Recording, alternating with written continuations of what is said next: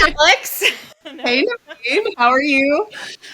I am losing my mind. Only because we are on day 4 of a teacher strike. Wait, week 2? Too. Oh gosh, you see, like the days even just blend in. Like I'm having flashbacks to COVID. And I have kids, you have kids, like my 2 older ones go to a charter school, so, like, they're still going to school, but I got my little guy, and there's only so much tech time that he can absorb without me feeling tremendous amounts of guilt, and as, like, professional, women in the workforce, like, life goes on with or without We a have teacher strike, so we have things to do. exactly. Places to be. So I thought it was interesting that we took it upon ourselves to survey our access community. Like, tell us more about that, Alex. Yeah, so at the end of last week, we sent out a poll knowing that the teacher strike was actually not the end of last week. It was 2 weeks ago that we sent it out.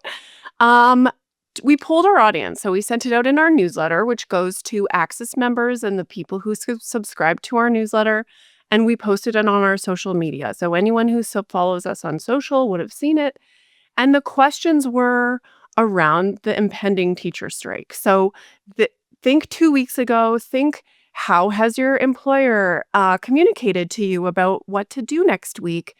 How will your family navigate this? And so before we share the results, I wanted to just flag the bias of the responses in that our community is predominantly mid to senior level professional women in heteronormative relationships. And so um, we know that these individuals will be, or the results will be skewed to families who have already kind of navigated the caregiving question. So there will be a more equal distribution of care, or they've got care handled because there's 2 people going to work, or you're co-parenting. And so they've already kind of solved this care question. But we really wanted to know, in an emergency, in a crisis situation, what is your safety net there? Yeah.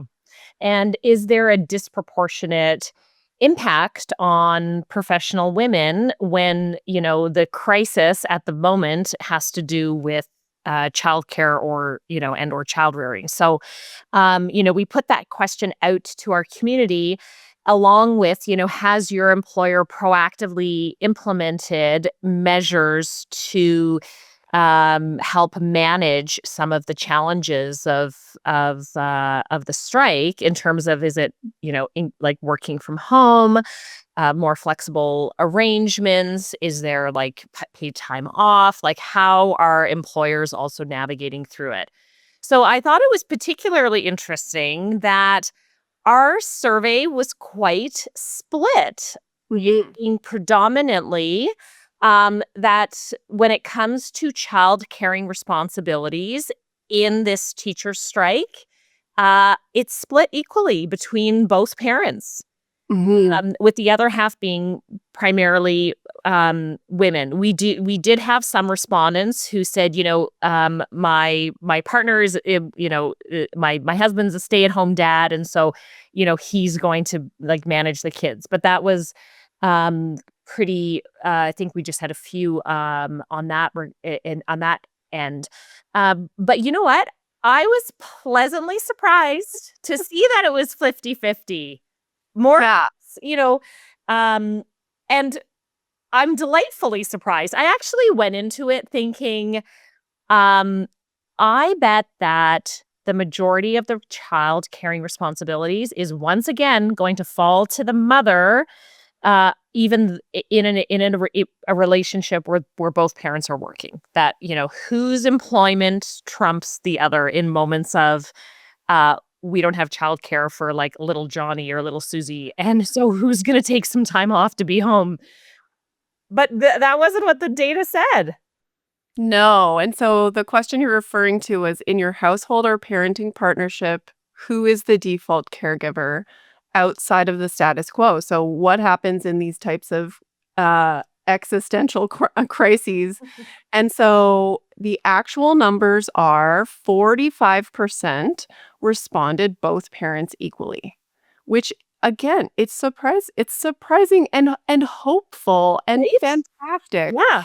40% were mother, 6% was father, and then there am I getting this right? Yes, I am. The And last then percent was 9 Netflix. We should have had Netflix. Like, very we should soon. have put Netflix in. Yeah, the other one was other Your kids. children, technology.